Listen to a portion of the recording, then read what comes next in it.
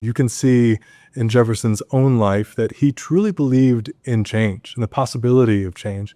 And if he didn't, he wouldn't have made the transition from being a loyal subject to being a leading radical in the independence movement. In April 1820, Thomas Jefferson worried about the fate of the American Union. The question of whether to admit Missouri into the Union as a slave state or as a free state tore at the nation's seams. For Jefferson, who called for an end to slavery, yet who would enslave people until the day he died, the Missouri question was like a fire bell in the night. It awakened and filled him with terror. Slavery, he wrote, was like holding a wolf by the ear, and we can neither hold him nor safely let him go. Jefferson long wrestled with the contradictions of his own life. He was the author of a declaration filled with self-evident truths that all men were created equal. These Americans were entitled to life, liberty, and the pursuit of happiness. But at Monticello, he had enslaved servants to attend to his every need. As today's guest, Dr. Andrew Davenport, argues, Jefferson's abiding belief in the generations to come gave him hope that Americans would accomplish what the revolutionary generation did not. So what can we learn from Jefferson's faith in the future? I'm Colleen Shogan, and this is In Pursuit, a podcast that explores lessons from America's past to write the history of America's future. Episode 3, Thomas Jefferson, Futurist. Andrew Davenport, welcome to In Pursuit. Colleen, thank you so much for having me. We're here to talk about Thomas Jefferson. Now, Thomas Jefferson's born in 1743 into a wealthy family in Virginia. Tell us a little bit what the Virginia countryside looks like at that point in time. Yes, Jefferson's born in 1743 in what is now Albemarle County, Virginia. It was the western frontier of British colonial North America at the time. Jefferson's born really pressed right up against the Blue Ridge Mountains, and on the other side, of course, native territory. And when Jefferson is coming up through adolescence, the Western Territory up beyond the Blue Ridge Mountains is really a war zone, a theater of the 7 Years' War.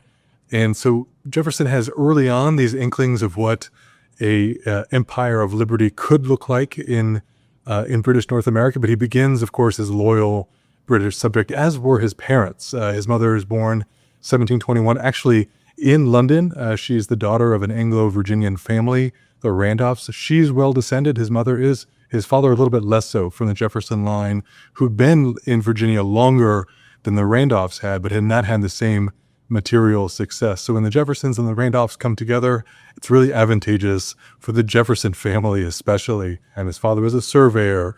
He was very civically engaged locally, but his real fortune comes through marriage to a Randolph, and also his knowledge of the local land. So as a surveyor, he's a keen land-savvy sense, and he's one of the first Europeans to settle in what is now Albemarle County, in this Virginia Piedmont area in the central part of the Commonwealth, what is now the state. And he has a 1,000-acre home site beginning quite early in the 1730s and 40s. Doesn't have a home yet, the proper land to fit a proper home that he would like. So through one of his cousins by marriage, in exchange for a very tall drink of rum from a colonial tavern in Williamsburg, Peter Jefferson inherits Shadwell Plantation in Albemarle County. It's where he will make the Jefferson home, and it's the home that Jefferson is born into in 1743. So we're talking tobacco as the main crop, and Jefferson grows up in the slave society in Albemarle County, and of course he's born into the gentry. Well, it sounds like a very prosperous situation for Thomas Jefferson. He's a loyal subject of George III. What happens to Thomas Jefferson going from that situation to eventually writing the Declaration of Independence? It's not something that you would have been able to predict, and no one could have predicted this rapid change, not just in Jefferson's life, but in what will ultimately become the United States. And yes, it is. Jefferson's life is an example of prosperity. He's born into the gentry class. His father is one of the wealthiest men in the county. The Jefferson family, and especially the Randolph family, would be considered upper middle class or upper class. Really kind of the leaders of in terms of the economic station of the colony. But Jefferson's life is really advanced through education. This principled commitment on his part to improve himself through reading, through writing, through socializing, making alliances. But Jefferson's really serious about his studies. He's really serious about his studies of human nature in particular, and he's reading about ancient Greece and the fall of Athenian democracy and how it devolved into civil war, and he's reading about the fall of the ancient Roman Republic and how it devolved into tyrannical behavior. And he really thinks, when he sees the actions of the king and his ministers, and when others in his class do across the colonies, they're looking at tyrannical behavior.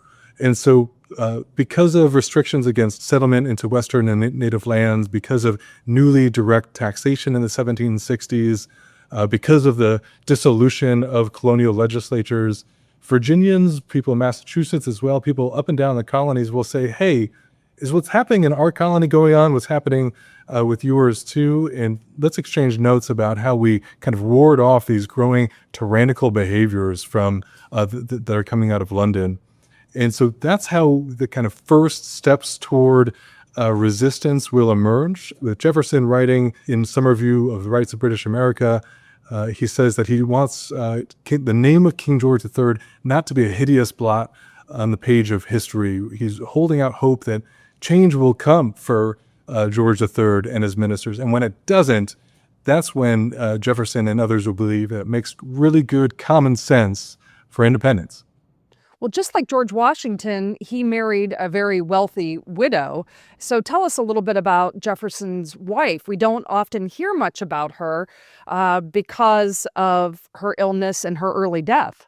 Yes, Martha Wales Skelton Jefferson, widowed at an early age, very prominent in the colony, quite wealthy herself. And when her father-in-law dies, Jefferson will, of course, inherit this really large estate, which includes about 130 or so enslaved people and about 10,000 acres across Virginia. But the story that we hear is often just about that inheritance from Wales. It's not about Martha Wales Skelton Jefferson herself. I think new exciting scholarship shows that she led just as much of a revolutionary life as Jefferson did. And although he burned her correspondence to protect their privacy, we can see that through his letters to other people, where he's describing, say, I'm waiting for a letter from my wife, or please tell my wife this or that. We can see that he's really entrusting some very interesting details about what's happening in the Second Continental Congress, what's happening elsewhere during the Revolutionary War, to his wife, Mrs. Jefferson. And so while she dies at an early age, in her early to mid-30s, and after, about 10 pregnancies or so, and the loss of several children, we know that she had a lasting influence on Jefferson's life, that their marriage, as he said, were years of uncheckered happiness. But unfortunately, she was not able to live long enough to see just the accomplishments that her husband had, of course, and or be able to care for her family, or see really what the United States would become. The Revolutionary era for Thomas Jefferson, you write in your essay for In Pursuit, is a complicated time for him. In some ways, it's amongst the brightest of times. He writes the Declaration of Independence, but there's other aspects of that time period that are very dark for him. Can you talk about those? I love this quote from Alan Taylor. He says, Thomas Jefferson did not want to write the Declaration of Independence. He would have really wanted to have been doing anything else but be in Philadelphia in the late spring, early summer of 1776, because he's thinking about his home, Virginia, which is reconsidering, it has to make its own constitution. And he's also, of course, thinking about his wife, who has suffered miscarriages, is ill, has a child to care for in Virginia too, and would have been in Philadelphia if she were well enough to. And you can see this in Jefferson's correspondence, that his thoughts are elsewhere. They're not exclusively in Philadelphia. They're on his home, Virginia, his country, as he calls it, and of course, with his family, with his wife. So, yes, being present for the Second Continental Congress, having all this committee work, being able to exchange brilliant ideas with people from all over, from New Jersey, from Connecticut, from Philadelphia, from Massachusetts. It sounds fantastic on paper, but it's a ton of work. He's working 6 days a week, round the clock, burning the candles both ends. And he's assigned the task, of course, of drafting the Declaration of Independence. And of course, he comes through. It takes him 17 days. But at the very same time, he's thinking about what's happening in Virginia and how he can, from afar, influence and also really take care of family matters to the extent that he's able to. Now, Thomas Jefferson, unlike some of the other figures we know from this time period, he does not go on to fight in the Revolutionary War. What does he do during this time period after he writes the Declaration? Jefferson doesn't see himself fit for military command, and he's exactly right. He does not lack for self-awareness. So he's not leading like Washington is on the battlefield. He's not like Hamilton is either as a subordinate to Washington. He's a legislator during this time. He's remaking Virginia as a state, and then he is the second governor of Virginia following Patrick Henry. And so he leads politically. He doesn't lead militarily, and he'll try to protect to the extent that he's able to the state from British invasion. And he's unsuccessful, but I think anyone as governor in that position would be unsuccessful given the state of the coastline, given the power of the British forces, given the state of the colonial militias, the state militias, excuse me. Jefferson didn't, and he knew this, he knew that he had an inferior hand. But I think anyone in the position that he found himself in would have really, really struggled. And one thing that you can really fault him for is not staying in office until a next governor could be found. So this period in the summer when Jefferson's term had officially ended, but no governor had been chosen by representatives to take over. And instead of staying in the office, making sure that British forces could be adequately opposed, Jefferson leaves. He flees with his family to try and protect them. And you could fault him for that, I think. And Jefferson really feels that criticism. He internalizes that, and it says it stays with him his entire life. He does. It stings him forever, and he'll especially be mindful. He'll never forget Henry's criticisms of him in the office. But of course, Henry would have had the very same issues as governor, and he knew the issues that Jefferson faced. And I think that's why, in particular, Henry's criticism stung, and Jefferson faced the tribunal, and his name is ultimately cleared. After the Revolutionary War, Jefferson travels to France. He becomes the American minister to France. So when he goes abroad, what does he find in Paris? What's the French and European views of the young United States? Well, Jefferson finds a great number of contacts and connections in France. And at this time, Abigail Adams will call him one of the choicest ones on the planet. He's known for his conversation, even though he's plain dressed, he stands out because of his bearing, because of his cosmopolitan learning. And so he represents the United States, both in terms of being an ambassador, but also in terms of just the culture of an American. And so he's representing not just the interests of the states, but also the new nation, which has just been hatched through war. So he safeguards the commercial interests of the U.S., principally advocating for the sales of the exports of tobacco and for whale oil. He helps with a couple of treaties as well. And then, of course, he's looking back across the Atlantic to see how things are going. This is the time of the Articles of Confederation. This is the Confederation Congress. There's a weak centralized government. And Jefferson knows this. He knows that he can't act to the fullest extent that he possibly could as an ambassador without this kind of centralized government that empowers its representatives. And he's hoping that the new United States can be safeguarded for the selection of a new constitution, and is advocating for liberties in a Bill of Rights. So after his service in France, the 1790s are a time of really intense partisanship, vitriolic politics. And Thomas Jefferson has some very interesting jobs in the 1790s. He's the Secretary of State under George Washington. He's the Vice President under John Adams. So explain to us, how does Thomas Jefferson, he does not agree with Washington and Adams much of the time. How does he serve in these administrations? Does he toe the party line, or does he oppose Washington and Adams? I think we have to remember that Jefferson is a dreamer. He's a designer. He's an author. He's an architect. He's a man of ideas, and he's a man of the political arena. He really is a political animal.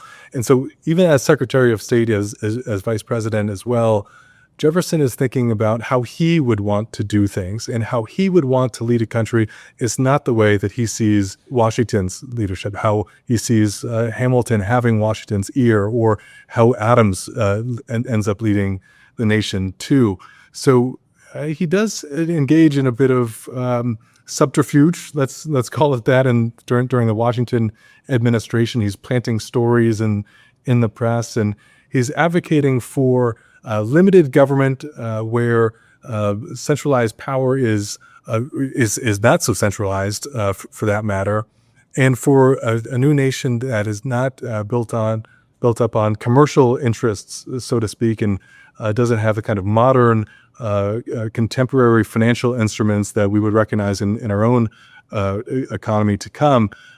He's hoping for some more influence. And when he sees particularly that he does not have it in the Washington administration, he ends up resigning from the cabinet and returning to Charlottesville, his first retirement, before running for president in 1796 and ultimately losing to Adams and becoming vice president. You wouldn't necessarily want Jefferson in your cabinet in reality. It looks good on paper, but he's far more interested in how he would ultimately want to lead.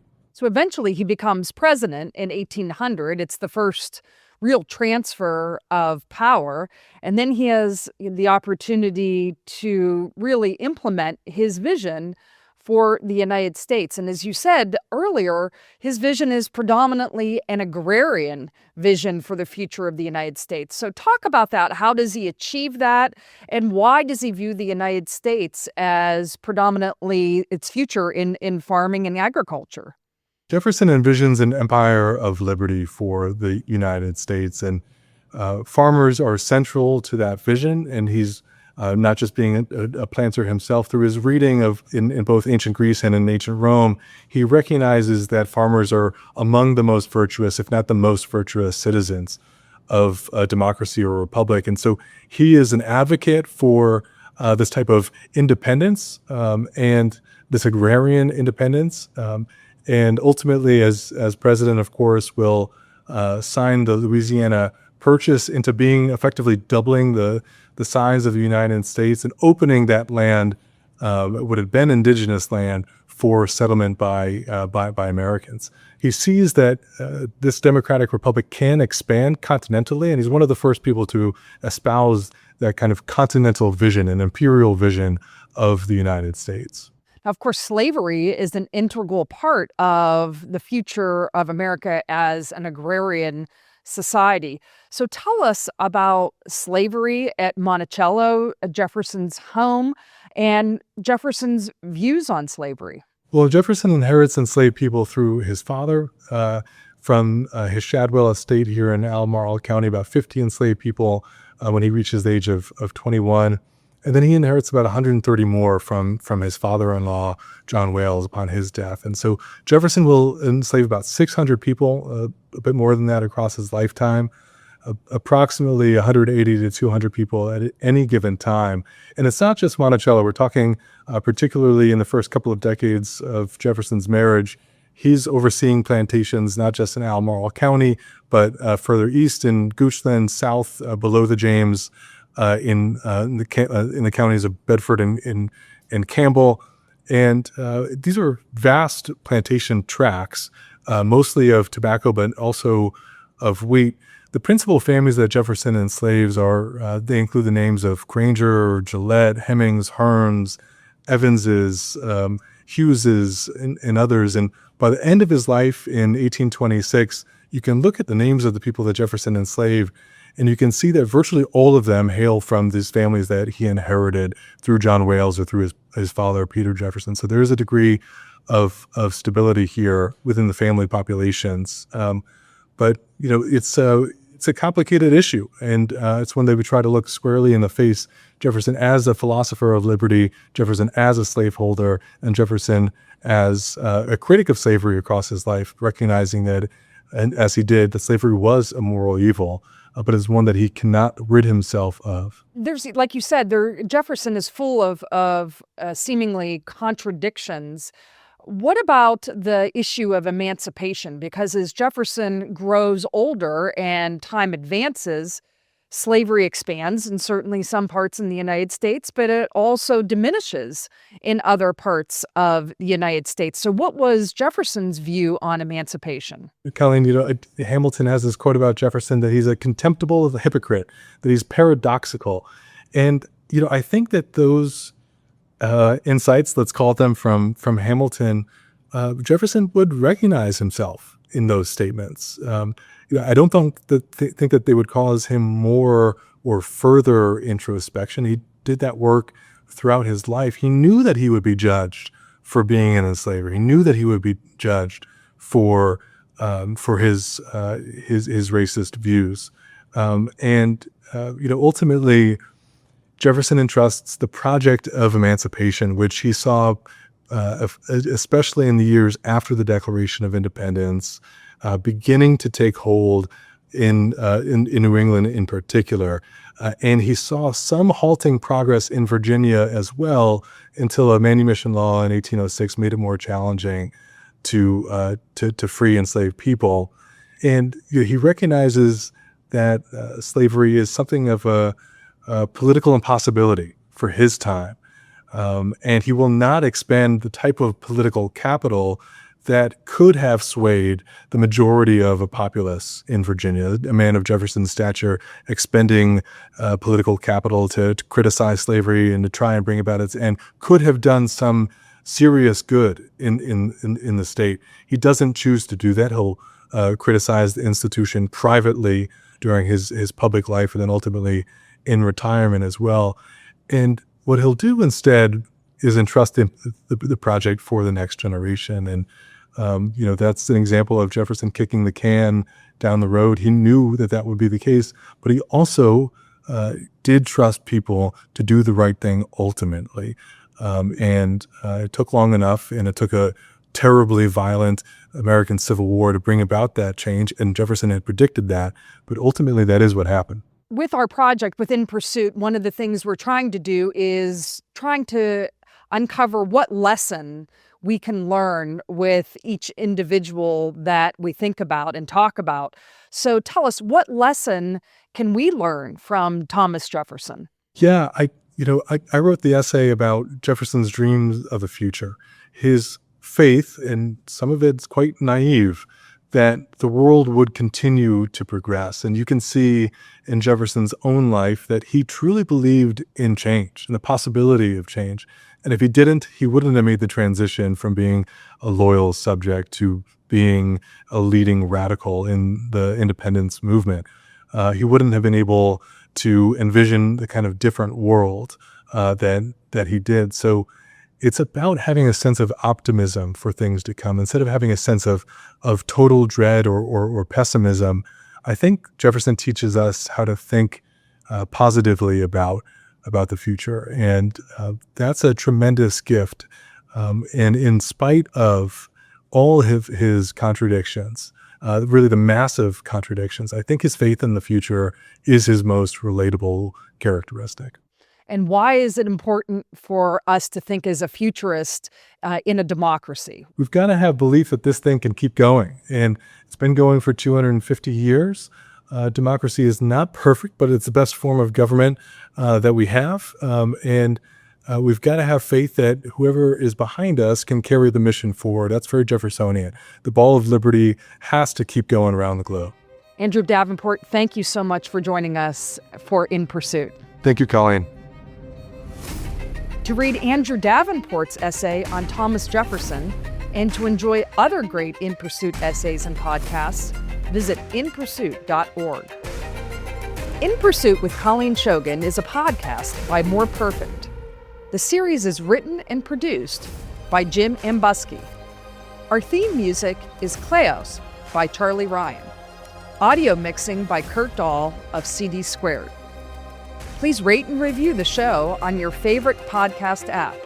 And tell us, which Americans inspire you?